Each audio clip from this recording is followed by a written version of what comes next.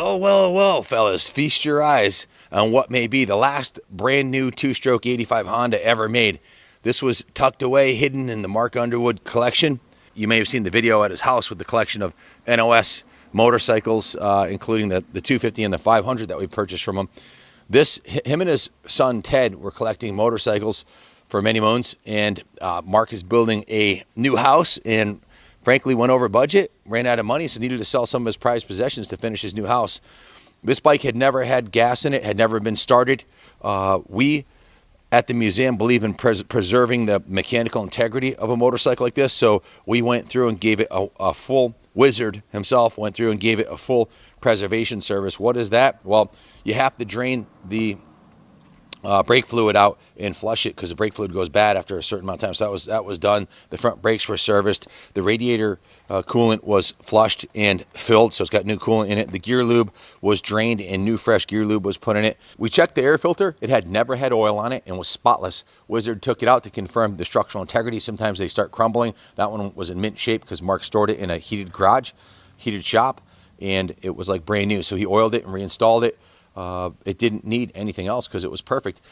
The engine was hooked to the carburetor was hooked to a remote bottle, and he ran a little VPT2 in it and started it to confirm the crank seals and everything was good. The engine's perfect, just idled it. Then he drained the gas out of the carburetor and fogged the cylinder, so it is set up for museum storage right now. There's no gas in the tank. The carburetor's empty. All the fluids are new. The gear lube, the air filter oil, the radiator coolant, and the brake fluid on the front and rear master cylinders. The rear master cylinder was drained also. So that's a full preservation service. Then Doc took it and Ronnie and they gave it it didn't really need to be cleaned. It was spotless. So they just gave it a once over in the detail shop. Absolutely no touch-up paint was done anywhere. This is 100% original. This bike has never been clicked in the gear, and it's the last known. Now, I know someone's going to say, oh, I know someone who's got one in his shop. This is the last new one I know about, okay? Maybe you know about one, but I've been at Daytona 30 years in a row. I go to all the nationals. I know a lot of collectors. I don't know anybody else who has one. I know someone has a CR500R, a 2001, brand new in the crate. I offered him $30,000 for it, and he laughed at me. So the price of these NOS two-strokes is going through the roof. Why would we sell this bike? You probably have a couple questions. Let me answer one first. Why do I have a 357 Magnum on my side? Well, when you have NOS bikes like this, somebody might think it's a good idea to come try to steal it and have a gun on them and try to shoot me. I want to be able to protect myself, okay? That's why I have a 357 Magnum, all right? So you might want to get one too. Tough times out there. So why are we selling this bike? Well, we have a 150,000 square foot, 11-acre, multiple building museum property here that's been shut down by the state due to COVID last year, this time March, until March 19th of this year. 3 days ago, we just got the okay to open up and have events here up to 1,000 people. So this is how we survive. We buy and sell classic vintage bikes like this. Very rarely do we get brand new ones like this. So if you want it, it's up for sale. I hate to see it go. If you want to display it in the museum, we'd be honored and thrilled to have this bike on display because there's not another one around. You're probably going to want it. We can ship it to you anywhere in the United States, $600 or so, right? Is that about right? West Coast, East Coast, 500 roughly. Yeah, message your zip code for a quote. We also ship to the UK, about $750 to the UK. Before import duties and taxes, shipping overseas is really reasonable. So, message us. Yeah, it's ridiculous. You can get a bike overseas for $750. Check out the nubbies on the tires, Kenny. Give them some close up. This has never been ridden. The guys basically carried it in and out of the shop. The original chain has never been lubed. It's perfect. The original sprocket is perfect.